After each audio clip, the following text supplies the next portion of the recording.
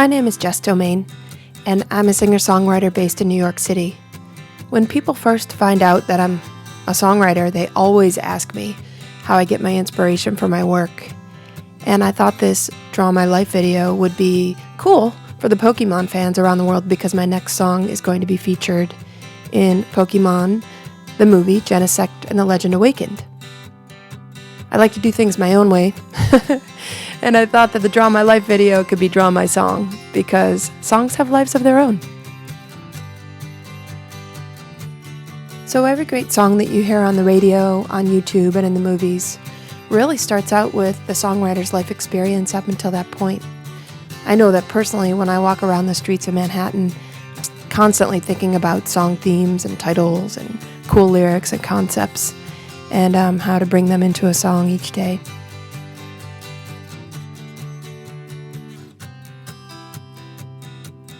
When I got the email from my publisher, they said, "Hey Jess, we want you to write and sing a song for the closing scenes of the next Pokemon movie." And I was super excited, but I also thought, this is the first time I'm writing a song for kids. I only have 2 days, and because I've never done a kids song before, what am I going to write about? Pokemon's about adventures and friends and magical places, and how can I sing about things like that and make it my own? Then I remembered a story that my brother told me about his daughter. She's my first and only niece, and she's a super, super cool kid. There she is, with a bow in her hair. My brother said that Lola, who's only 4 years old, went missing one afternoon without telling anyone, because Lola decided she would hop across the driveway and go say hi to her great aunt that afternoon.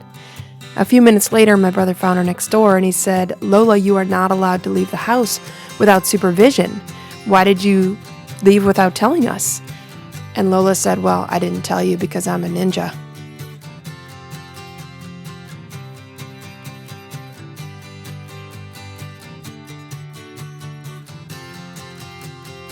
And with that story, I had my song inspiration, called Lola Come Home. But I quickly changed that and made it fit the movie and called it We're Coming Home. So the subject was me and Lola going on a big adventure set in the Pokemon world.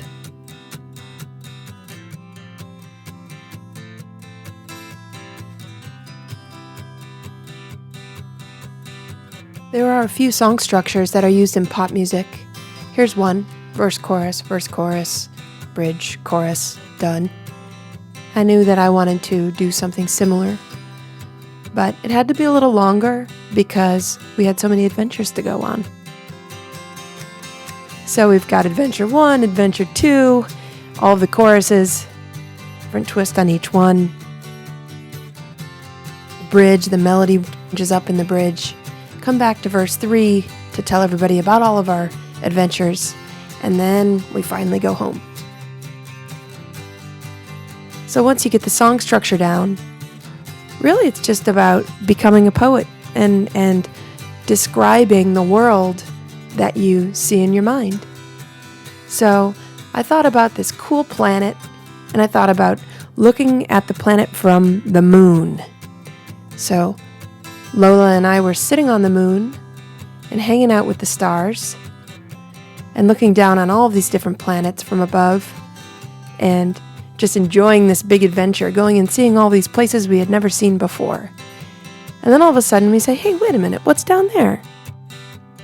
Let's go explore the other planets. Let's go dive into the sea. Let's go climb all of those mountains."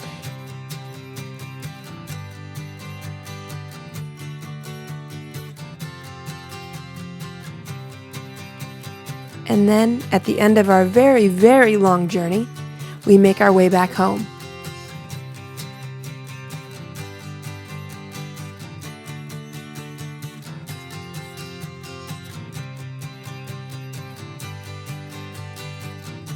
When I return from my imagination and come back to the real world, I sit down at my piano here in New York City and sing about all the places that I just visited in my mind's eye. And I'll continue to always rework the song structure and melody over and over, but the original inspiration will stay the same.